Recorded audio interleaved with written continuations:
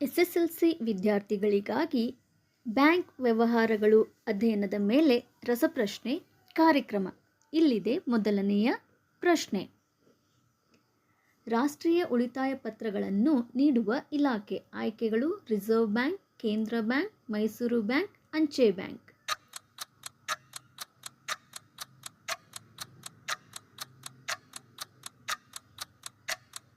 ಸರಿಯಾದ ಉತ್ತರ ಅಂಚೆ ಬ್ಯಾಂಕ್. ಎರಡನೇ ಪ್ರಶ್ನೆ. ದಿನಕ್ಕೆ ಎಷ್ಟು ಬಾರಿ ಬೇಕಾದರೂ ವ್ಯವಹರಿಸಬಹುದಾದ ಬ್ಯಾಂಕಿನ ಖಾತೆ. ಆಯ್ಕೆಗಳು: ಚಾಲ್ತಿ ಖಾತೆ, ಉಳಿತಾಯ ಖಾತೆ, ಆವರ್ತ ಠೇವಣಿ ಖಾತೆ, ನಿಶ್ಚಿತ ಠೇವಣಿ ಖಾತೆ.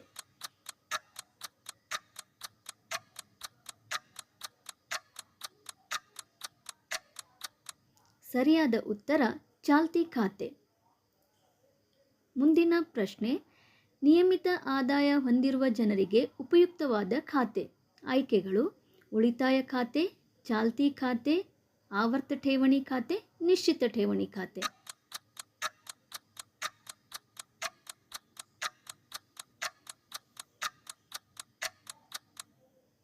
ಸರಿಯಾದ ಉತ್ತರ ಉಳಿತಾಯ ಖಾತೆ. ಠೇವಣಿಯನ್ನು ನಿಗದಿತ ಅವಧಿಗಾಗಿ ಇಡಬಹುದಾದ ಬ್ಯಾಂಕಿನ ಖಾತೆ ಯಾವುದು? ಆಯ್ಕೆಗಳು: ಉಳಿತಾಯ ಖಾತೆ, ನಿಶ್ಚಿತ ಠೇವಣಿ ಖಾತೆ, ಆವರ್ತ ಠೇವಣಿ ಖಾತೆ, ಚಾಲ್ತಿ ಖಾತೆ.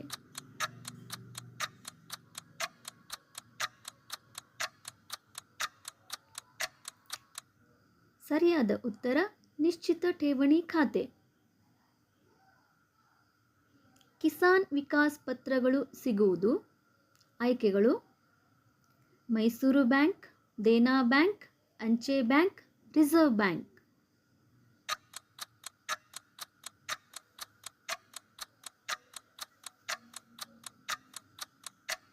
ಸರಿಯಾದ ಉತ್ತರ ಅಂಚೆ ಬ್ಯಾಂಕ್.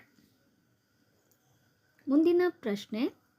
ಬ್ಯಾಂಕುಗಳ ಬ್ಯಾಂಕ್ ಎಂದು ಯಾವುದನ್ನು ಕರೆಯುತ್ತಾರೆ? ಆಯ್ಕೆಗಳು: Mysuru bank, Karnataka bank, reserve bank, ಅಂಚೆ ಬ್ಯಾಂಕ್.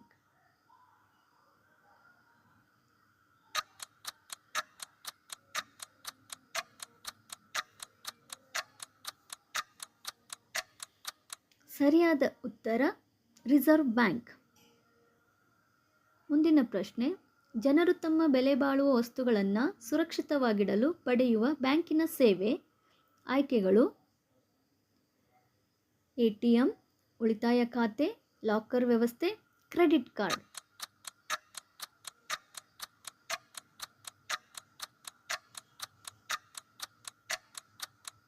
ಸರಿಯಾದ ಉತ್ತರ ಲಾಕರ್ ವ್ಯವಸ್ಥೆ. ಭಾರತದ ಎಲ್ಲ ಬ್ಯಾಂಕುಗಳ ವ್ಯವಹಾರ ನಿಯಂತ್ರಿಸುವ ಬ್ಯಾಂಕ್. ಆಯ್ಕೆಗಳು: ಮೈಸೂರು ಬ್ಯಾಂಕ್, ಐಸಿಐಸಿಐ ಬ್ಯಾಂಕ್, ಅಂಚೆ ಬ್ಯಾಂಕ್, ರಿಸರ್ವ್ ಬ್ಯಾಂಕ್.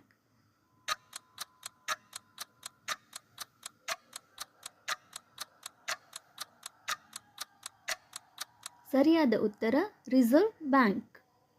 ಮುಂದಿನ ಪ್ರಶ್ನೆ.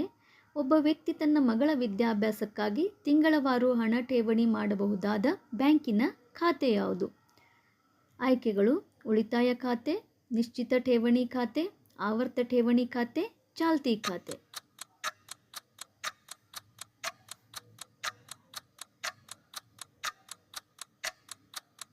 ಸರಿಯಾದ ಉತ್ತರ ಆವರ್ತ ಠೇವಣಿ ಖಾತೆ.